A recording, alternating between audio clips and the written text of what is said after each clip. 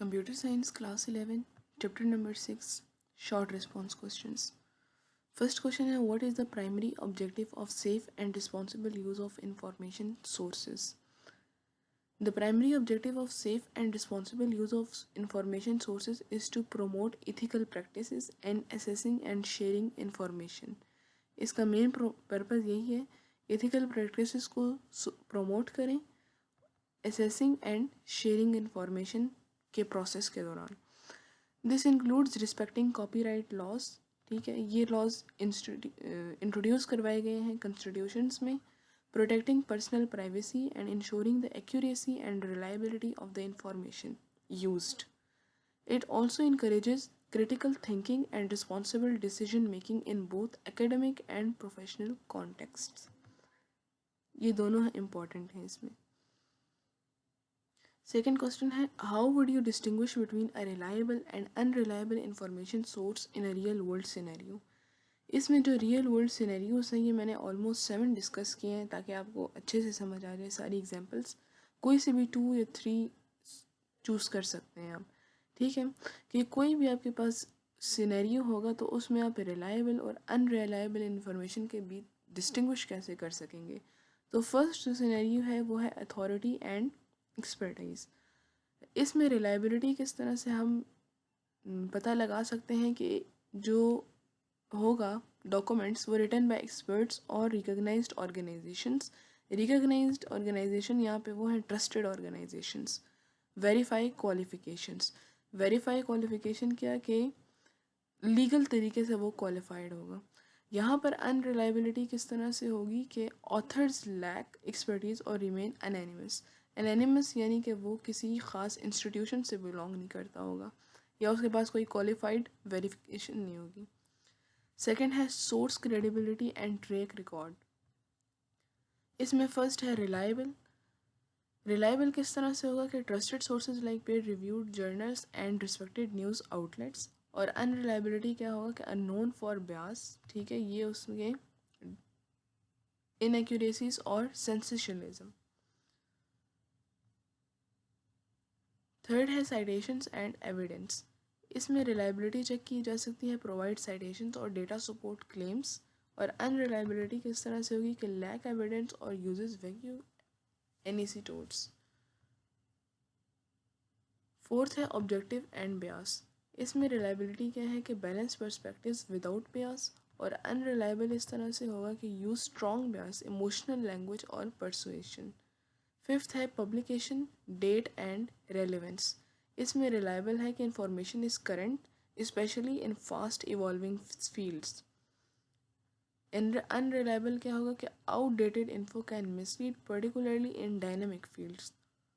Six है verification with other sources. Other sources reliable इसमें क्या होगा consistent with multiple reputable sources. और अनरिलायबल होगा इस तरह से कि कैन नॉट बी वेरीफाइड और is contradicted by other sources. Seventh है पर्पस ऑफ द इंफॉर्मेशन. इसमें रिलायबिलिटी चेक की जा सकती है एम्स टू इन्फॉर्म और एजुकेट. अनरिलायबल इस तरह से होगा सीक्स टू मैनिपुलेट सेल और मिसलीड. थर्ड क्वेश्चन है why is it important to identify the sources of both reliable and unreliable information. Identifying the sources of both reliable and unreliable information is important in several reasons. अब वो reason discuss करेंगे. उसमें first है inform decision making. Inform decision making में क्या है कि understanding the quality of information helps individual make better decision based on accurate and credible data. Second जो उसका रीज़न है वो है critical thinking skills. Evaluating sources foster critical thinking, enabling people to analyze and question the validity of information they encounter. Third है preventing misinformation. By recognizing unreliable sources, individuals can avoid spreading false information and contribute to more informed society. Fourth है accountability. Identifying sources promote accountability among information providers, encouraging higher standards for accuracy and reliability. Fifth है building trust. Knowledge of reliable sources helps establish trust in the form information landscape, making it easier to discern what to believe.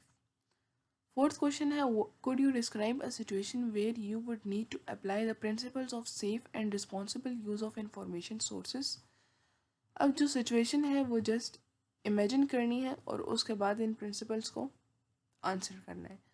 Imagine you are writing a research paper on climate change, क्योंकि दुनिया का जो सबसे बड़ा topic है वो यही है, क्लाइमेट चेंज या ग्लोबल वार्मिंग. तो इसी में हम लोग इसको यूज़ करेंगे. For a class you need to gather data from various sources. अब वो सोर्सेज क्या क्या हो सकते हैं? वो साइंटिफिक जर्नल्स हो सकते हैं, गवर्नमेंट रिपोर्ट्स हो सकती हैं, न्यूज़ हो सकती हैं, और सबसे बड़ी बात आर्टिकल्स हो सकते हैं. ठीक है. In this situation you would apply the principles of safe and responsible use of information sources by citing source. Citing source में क्या है कि to ensure you properly cite all the information you use to avoid plagiarism and give credit to the original authors. Plagiarism यानी कि content copy करना. ठीक है. आप जो एक इंसान का जो तैयार कंटेंट है बिल्कुल रेडी, वो आप कॉपी पेस्ट कर दें तो उसको वो प्लेजराइज्ड कंसिडर करेंगे. ठीक है. तो जो ओरिजिनल ऑथर है उसको क्रेडिट मिलेगा, प्लेजराइज्ड को नहीं मिलेगा. तो इसको अवॉइड करना है. सेकेंड है इवेलुएटिंग क्रेडिबिलिटी.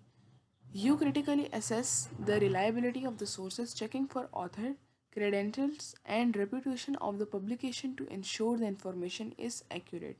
जहाँ जहाँ से भी आप लोग वो इन्फॉर्मेशन ले रहे हैं, यहाँ पर अभी हमने कुछ सोर्सेज डिस्कस किए हैं, news, scientific journals, government reports, articles. तो सबसे पहले ये चेक करना है कि जो इसकी रेपुटेशन है ये कैसी है. ठीक है. तो वो आपकी जो इन्फॉर्मेशन होगी वो एक्यूरेट होगी उससे. थर्ड है अवॉइडिंग मिस इन्फॉर्मेशन. ये सबसे बड़ा प्रॉब्लम है. You cross reference fact from multiple credible sources to avoid spreading false और मिसलीडिंग इन्फॉर्मेशन. फोर्थ है respecting copyright. You ensure that any images, data, codes you use either in the public domain और properly licensed. Fifth है what are the potential consequences of using unreliable information about verifying its credibility. Using unreliable information without verifying its credibility can lead to several potential consequences. First one is misinformation. Spreading false or misleading information can contribute to widespread misconceptions affecting public understanding of important issues. Second है poor decision making. Decisions based on the inaccurate data can result in negative outcomes, whether in academic work, professional setting, or personal choices. Third है loss of credibility. Relying on unreliable sources can damage your reputation and credibility, making others less likely to trust your insights or conclusions. Fourth है academic consequences. In an academic context, using unreliable sources may lead to lower grades, penalties for or plagiarism, or even academic disciplinary actions. Legal issues. In some cases, using copyrighted or unverified material without proper attribution can lead to legal repercussions, yani legal problems. How has computing technology facilitated increased connectivity between individuals and communities both locally and globally? Locally और globally यानी कि एक specified area में और पूरे अर्थ पे. Computing technology has significantly enhanced connectivity between individuals and communities in various ways. Social media platforms सबसे first और सबसे टॉप पे रहेगा हमेशा. Tools like Facebook, Twitter, and Instagram enable users to connect, share, and communicate instantly across the globe, fostering relationship as community building. Across the globe यानी इसमें कोई limit नहीं है कि आप कहाँ तक अपना मैसेज भेज सकते हैं. ठीक है. कोई भी मैसेज है या कोई भी पोस्ट है वो अक्रॉस द ग्लोब वर्ल्ड में आप इन प्लेटफॉर्म्स के ज़रिए भेज सकते हैं.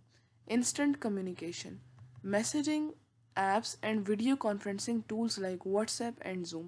अब WhatsApp बिल्कुल टॉप पे इनमें मैसेजिंग ऐप्स में और वीडियो कॉल्स में, और Zoom ज़्यादातर ऑनलाइन क्लासेस या मीटिंग्स के लिए ही यूज़ होता है. Allow real time communication, making it easier for people to stay in touch regardless of geographical distance. अब جتنا بھی دور ہو آپ کی کلاس، جہاں پر بھی ہو رہی ہو، اگر ایک زوم کا لنک آپ کو مل جاتا ہے تو آپ اسے ایزیلی جوائن کر سکتے ہیں. تو جو جغرافیکل ڈسٹینس ہے وہ اس میں پھر میٹر نہیں کرتا. ٹھیک ہے. تھرڈ ہے access to information. The internet provides vast resources for education and information sharing, allowing communities to learn from each other and collaborate on global issues. Fourth ہے online communities. Forums and online interest group allow individuals to connect over shared interest, enabling local communities to engage with global networks. یہاں سے اس کا point important ہے. E commerce and collaboration. Platforms for remote work and online commerce connect business and consumers, facilitating trade and collaboration beyond local markets. Seventh, what are some specific examples for environmental benefits and challenges that have arisen as a result of increased connectivity through computing? Increased connectivity through computing has brought both environmental benefits and challenges. اب یہ جو increase community ہے ایسی نہیں ہے کہ environment کو صرف اس سے بینیفٹس ہی ہوئے، کچھ چیلنجز بھی ہیں. ٹھیک ہے. اس کی اسپیسیفک ایگزامپلس دیں گے. پہلے بینیفٹس کو ڈسکس کریں گے، اس کے بعد چیلنجز کو. تو بینیفٹس اس میں کیا ہے کہ awareness and advocacy. On line platforms facilitate global movements like climate change advocacy, helping raise awareness and mobilize action for environmental issues. Second ہے ڈیٹا شیئرنگ اینڈ ریسرچ. اس میں بھی انکریز کمپیوٹنگ کا بہت بڑا جو ہے بینیفٹ ہے. Scientist and researchers can share environmental data in real time, improving collaboration on climate studies and conservation efforts, leading to more informed decision making. Third ہے smart technology. IoT devices enable smarter resource management such as energy efficient system in homes and cities, reducing overall consumption and waste. Fourth है remote work. Increased connectivity allows for remote work options, reducing the need for computing and lowering carbon emissions associated with transportation. یہاں پر میں نے almost 4 benefits discuss کیے ہیں. ان میں سے آپ 2 benefits 2 challenges اپنے شارٹ کوشچن کے لیے چوز کر سکتے ہیں, لیکن اگر لانگ میں آ جائے تو پھر آپ کو کم از کم 4 لکھنے پڑیں گے. اب اس کے چیلنجز کو ڈسکس کرتے ہیں. تو چیلنجز میں جو فرسٹ ہے وہ ہے e waste. The rapid advancement of technology leads to increased electronic waste. اب الیکٹرانک ویسٹ ہی کس طرح ہے کہ جتنی بھی ٹیکنالوجی انکریز ہو رہی ہے نا, وہ ہر ایک اسی پر بیس کر رہی ہے. ٹھیک ہے. which can be harmful to the environment if not properly managed or recycled. اگر سوسائٹی اتنی ایڈوانس ہو جائے گی کہ وہ اس پر اتنا زیادہ ڈپینڈنٹ ہو جائے گی, تو الیکٹرانک ویسٹ تو ہو رہا ہے لیکن کہیں ایسا نہ ہو کہ یہ بالکل ہی ختم ہو جائے, تو پھر اس کو مینیج کرنا بہت مشکل ہو جائے گا. سیکنڈ ہے resource consumption. The production and operation of computing devices require significant natural resources, contributing to the environmental degradation. Third ہے ڈیجیٹل ڈیوائڈ. یہ بہت بڑا پرابلم ہے, بہت بڑا چیلنج ہے. While connectivity increases for some, it can exacerbate inequalities, leaving marginalized communities without access to resources and information needed for environmental sustainability. Fourth ہے cyber security risk. یہ بھی ایک بہت بڑا چیلنج ہے, اور جتنی ٹیکنالوجی انکریز ہوتی جا رہی ہے یہ اتنا ہی زیادہ ہوتا جا رہا ہے. Increased connectivity can also lead to vulnerabilities in environmental system, for example, smart grids posing risks if compromised. Next question is, in what ways has increased connectivity through computing affected cultural exchange and diversity in digital age? First, اس میں جو aspect ہے وہ ہے global access. یہاں پر میں نے کافی سارے discuss کیے ہیں, اس میں بھی آپ 3-4 چوز کر سکتے ہیں, آنسر ٹھیک ہوگا.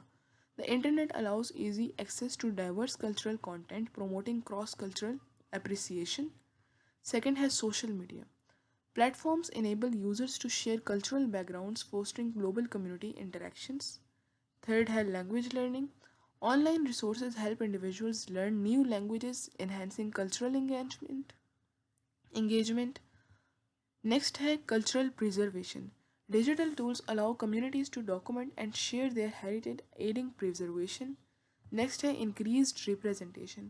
Connectivity gives visibility to underrepresented voices, challenges stereotypes.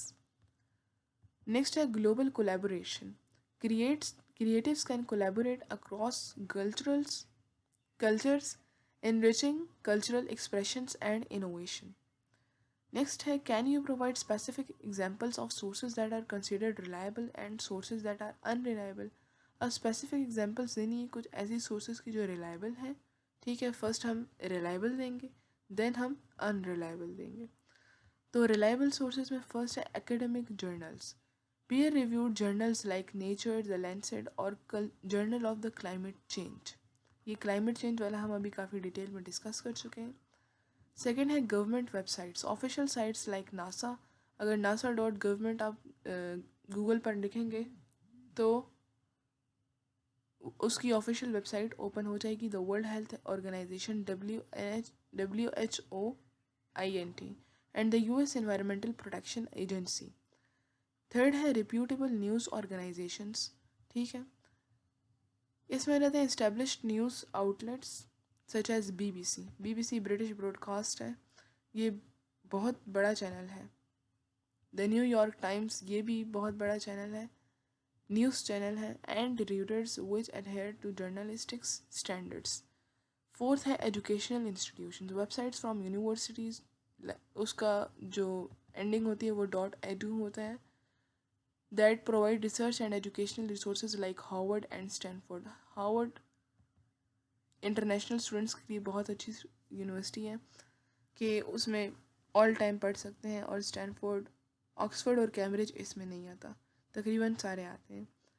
Unreliable sources, unverified blogs, unpersonal blogs or websites that lack editorial oversight or rigorous fact checking.